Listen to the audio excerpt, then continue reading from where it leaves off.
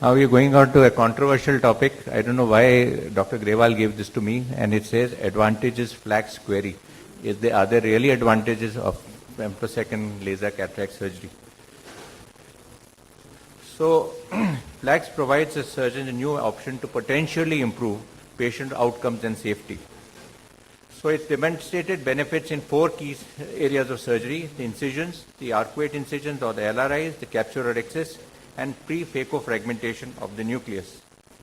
So now let us talk about incisions, the side port incision and the main incision.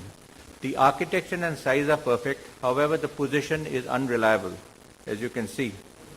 You see this, the side port opening is difficult to open this, and it's too corneal. And you are struggling with it. You could have easily opened it with a 1 millimeter side port knife. Now, in dense, when arcus and with a dense arcus or a peripheral corneal vascularization, again the femtosecond laser does not penetrate it, and you cannot open up these wounds.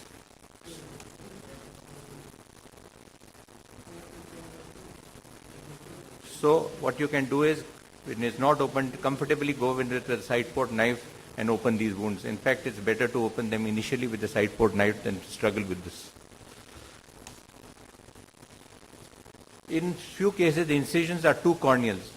And when the incisions are too corneal, it's very difficult to do a phacoemulsification in these cases because there are a lot of corneal folds. So what we have devised is that we mark the limbus with gentian violet marker. As you can see, the limbus has been marked with a gentian violet marker. Then we drag this incision, as you can now see, drag the incision to the desired location, that is to the gentian violet mark. And this is how we can get a good position of the limbus and get a good incision. And so you can see that now we are getting a much better incision than we used to get previously. Again, a manual incision, primary manual incision, 3-plane incision is equally good. As you can see, you can make it quite comfortably and not such a great deal. So incision is not such a great deal with the femtosecond laser. However, the arcuate incisions correct moderate to mild degrees of astigmatism. They are precise in length and depth, and therefore this is an advantage over the manual arcuate incisions. Manual incisions, yes.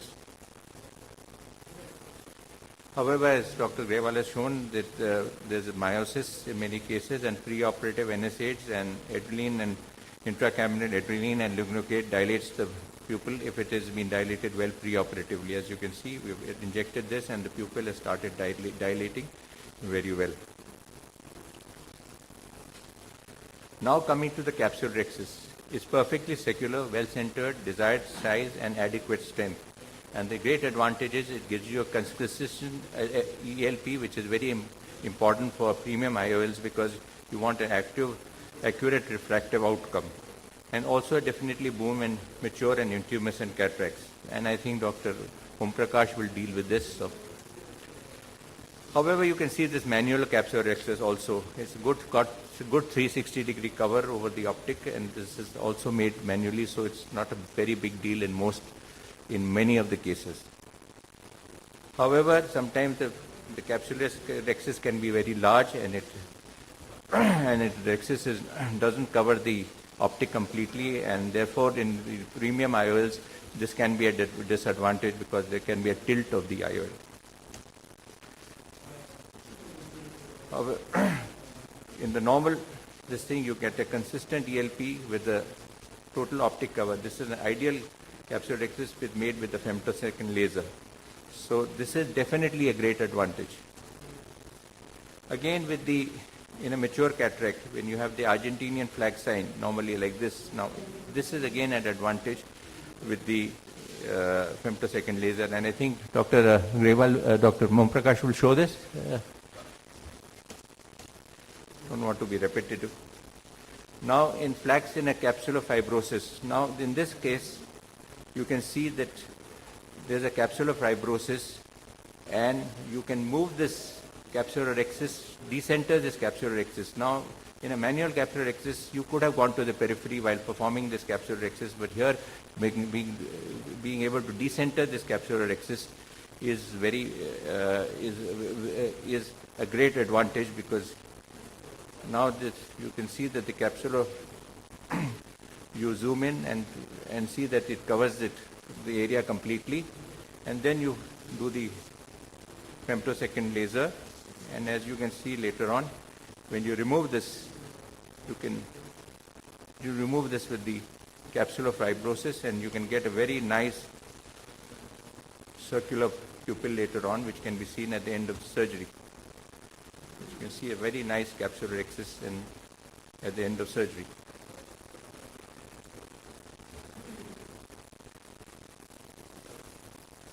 Also, in Varian-guided FLACS in premium IOLs, you see that this is a toric IOL, which is FLACS has been done. And again, in premium IOLs like toric IOLs, you can get very good ELP, and also you can get a very good alignment if you use the Varian-guided system along with FLACS. You should ensure completion of the Capsulorhexis. This can be done very well if you take a needle and take it from all sides to see that the capsulotomy is free and there are no tags. Sometimes you can have tags. This was before the software came into existence, and you could have tags, and you had to complete these tags with the Capsulorhexis forceps. And these are tags which are winning. Also, sometimes there's incomplete capsulotomy. As you can see, there's incomplete capsulotomy which had to be completed with manually. Here again, there's incomplete capsulotomy. There was a very flat cornea, 37, 38 millimeters, and there was air bubble trapped into the path of the CCC because of the flat cornea. And because of this, we didn't get a complete Capsulorhexis. And you got this incomplete Capsulorhexis. You can see the incomplete portion, which was then completed with the 23 gauge forceps through the side port incision.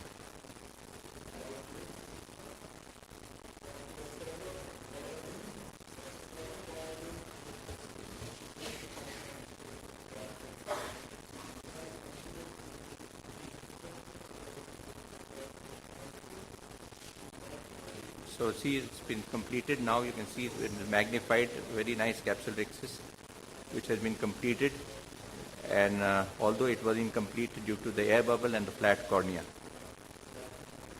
You can also have a CCC extension. You see, when we take out this capsule, there was a little tag left, and at the end of surgery, you have this tear. This was mostly because there was a tag left, and not because the CCC doesn't have enough strength.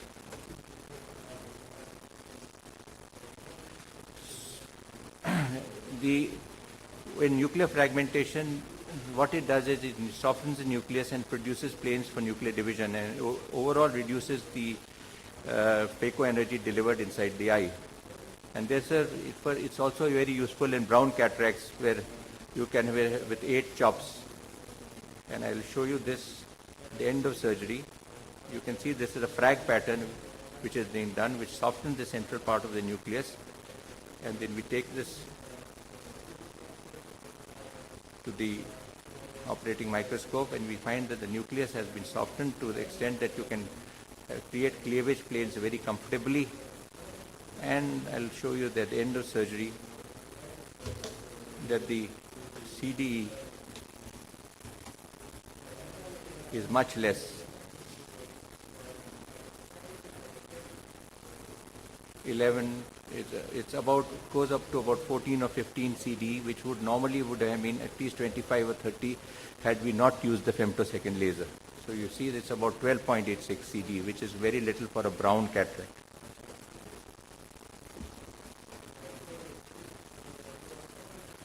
So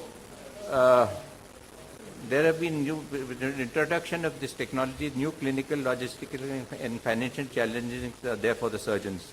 Are the outcomes better? If so, are they significantly better? Incisions, not much of an advantage. They are quite inconsistent. Rhexis is a major advantage, especially in intumescent cataracts and shallow anterior chambers. In phaco, there is a reduction of phaco time up to 40%, especially in higher grades of cataract. There's a consistent effective lens position which gives you better refractive outcomes. And arcuate incisions are certainly better for moderate and mild degrees of astigmatism. Now it increases the surgical time by 20 to 30% over phacoemulsification. This I find the most irksome thing in this whole surgery. It requires additional space for the laser. And cost versus benefit adds considerable cost to a currently standard procedure, and also the cost is in terms of time and manpower. It's got many limitations. It can't be done in many of these conditions. Is it likely to replace manual surgery? It will never replace manual surgery unless the initial investment and the recurrent cost is reduced. The beginner surgeon with less surgical volumes cannot afford it, and experienced surgeons with high surgical volumes can do without it. So what made me have it? It was peer pressure and extensive marketing which compels you to buy it. And because you must have it. Will cataract surgeons' skills be redundant or lost? Certainly not. FLACS will allow less experienced surgeons to obtain better results. However, it fails to demonstrate a significant improvement. These are proper studies, improvement for experienced surgeons. It is therefore likely to help both the experienced and the beginning surgeons to get similar outcomes across the board. So this is very important. However, surgeons should be good at phacosurgery to be able to revert to traditional phacoemulsification when he gets into a complication. And this is not a study, but we just found that most of our patients with this were 6x6 in the study of 400 cases, 6x6 partial in most of the cases. So in conclusion, femtolaser assisted surgery or FLACS appears to be safe and efficacious. Its primary advantage seems to be in the creation of a perfect Capsulorhexis, leading to a consistent ELP and emmetropia in higher percentage of patients. Clearer corneas are first postoperative day because less energy was utilized during phacoemulsification. However, research will tell what the future lies ahead. Thank you.